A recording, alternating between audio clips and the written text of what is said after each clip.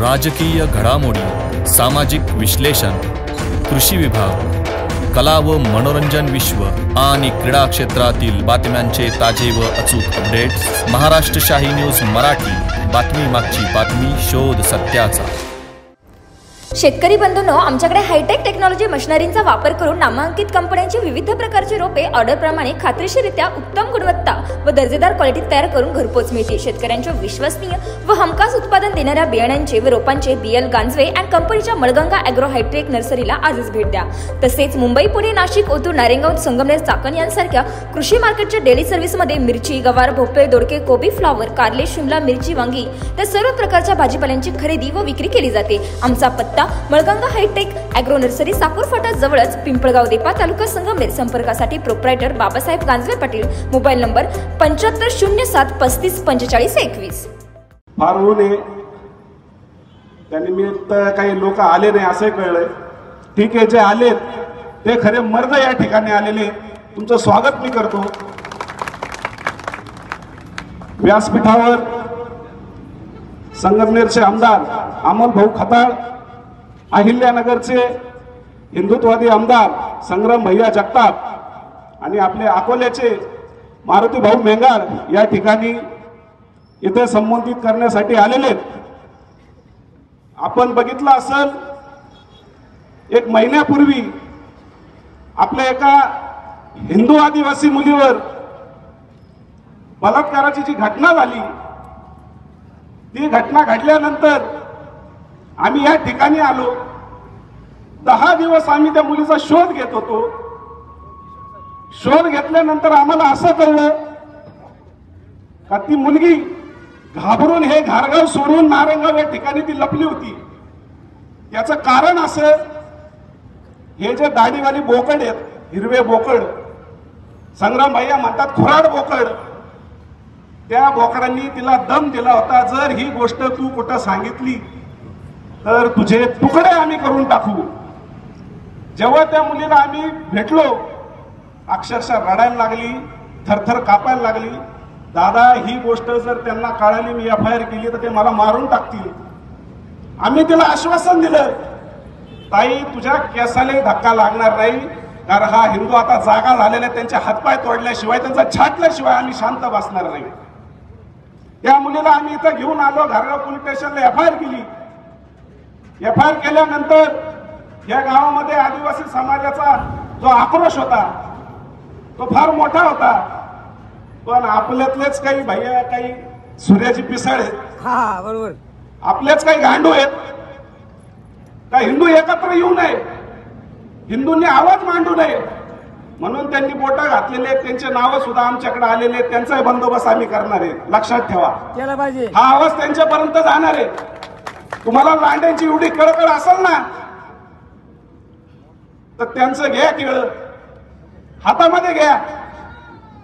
इथं आलेले बाद झाले, एवढे तोडायला काफी आहेत।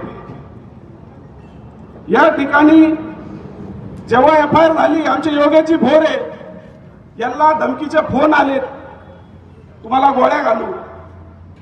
नारायणगाववरून एक जण आला का FIR मागे घ्या, नाही तर तुला गोळ्या घालू। मी त्याला म्हणलं, तुझ्या गांडीत मीच गोळ्या घालतो ना।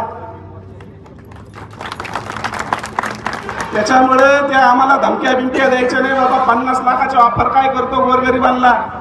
आदिवासी समाज हा गरीब जरी असला तर तो लाचार नाही, तो कट्टर हिंदू आहे। त्याच्यामुळे आम्ही बघितला, अभ्यास केला, महिनाभर इथं काय घटना घडल्या, त्याच्यामुळे आता जे करायचं ते पुढे आम्ही करणारच आहोत। पुढील गोष्ट अशी का हा जो आदिवासी समाज आहे याचा उल्लेख हा रामायण आणि महाभारतामध्ये प्रामुख्याने येतो। कुठल्याच समाजाचा उल्लेख नाही, पण भिल्ल समाजाचा हा उल्लेख प्रामुख्याने त्याच्यामध्ये येतो। पण आपल्याच काही सूर्याजी पिसाळांनी आदिवासी वेगळे आणि हिंदू वेगळे याचा प्रचार इथं केला, 2 दऱ्या यांच्यात निर्माण केल्या। पण काळजी करायचं काम नाही, आदिवासी भोळा भाबडा जरी असला पण तो हुशार आहे, यांच्या भूल थापांना तो बळी पडणार नाही। याच्या पुढे जो आदिवासी समाज आहे तो राजा महाराजांसोबत लढलेला आहे।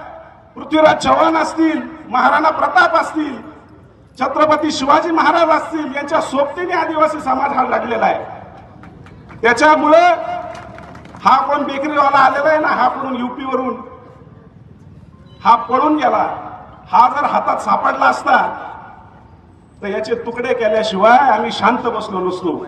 माझी पोलिसांना विनंती आहे की येत्या 15 दिवसामध्ये त्याला अटक करावी. पोलिसांनी याच्यामध्ये त्यांचं कर्तव्य बजावलेले, संगमनेरचे डीवायएसपी असतील, PI थोरात साहेब असतील, यांनी त्यांचं कर्तव्य फार छान यामध्ये पार पाडलेलं आहे. त्यांनी पहिल्यापासून त्या मुलीला मदत केलेली आहे. पण आपलेच काही आहेत कोपऱ्यात बसले असतील, तुमचं जे राजकारण डोक्यात असेल ना, हे 5-50 मतांसाठी तुम्ही जे हिंदूंना घाबरून दिले, अरे त्यांचे मत ते त्यांनाच पडतात. तुम्ही जे उद्योग केले याचे तुम्हाला परिणाम भोगावे लागतील. मी इथूनच तुम्हाला सांगतो.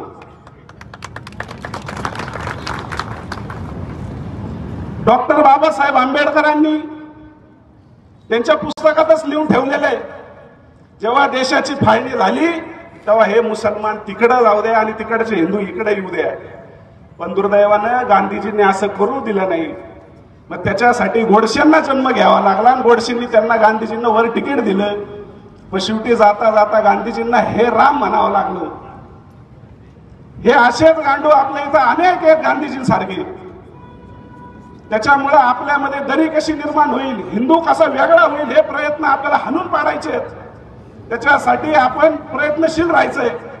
दुसरी गोष्ट अशी की नगर या ठिकाणी एक हैदराबादचा एक दाढीवाला खुराड बोकड ओवेसी तिथे येऊन सभा घेतो.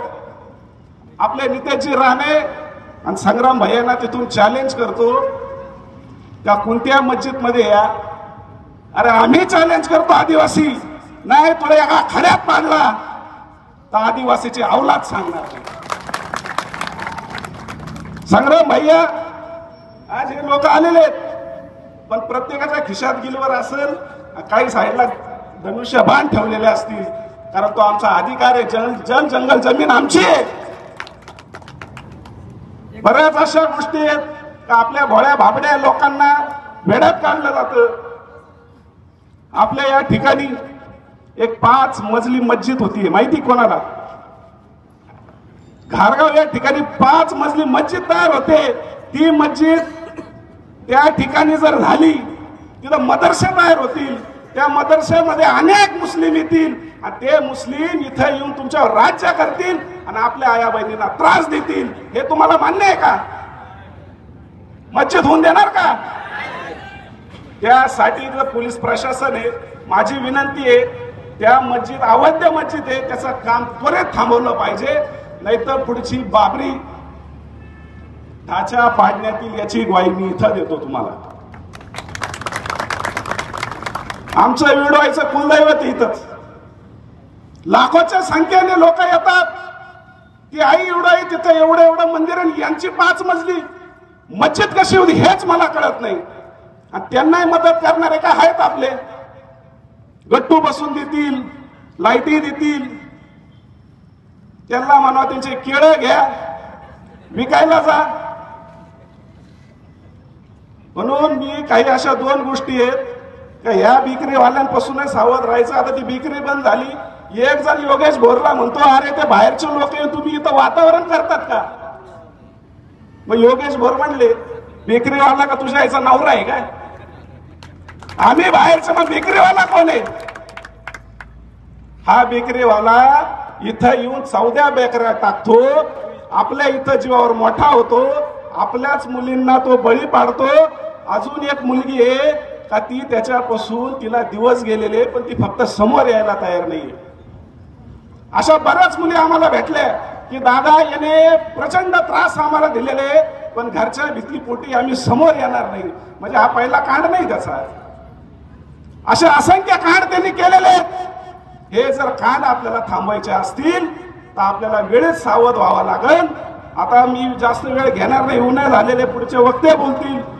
येणाऱ्या काळामध्ये काही आपले जे सूर्याची पिसाळ आहेत ते आपल्याला वेगळं पाडण्याचा प्रयत्न करतील. पण तुम्हाला एक सांगतो आदिवासी बांधवांना की प्रभू श्रीराम हे 14 वर्ष आदिवासींसोबत वनवासात राहिलेले, म्हणजे ते कोणाचे आपल्या हातच्या उष्टी बोरं प्रभू श्रीरामाने खाल्लेले आहेत. शबरी मातेने त्यांचं आयुष्य प्रभू श्रीरामासाठी घातलेलं आहे. त्याच्यामुळे प्रभू श्रीराम हे आपली आहे. आणि येणाऱ्या दिवाळीला कपडे घेणार आहोत, सोनं घेणार आहोत, त्याच्यासोबत शस्त्र पण आपण ठेवायचे.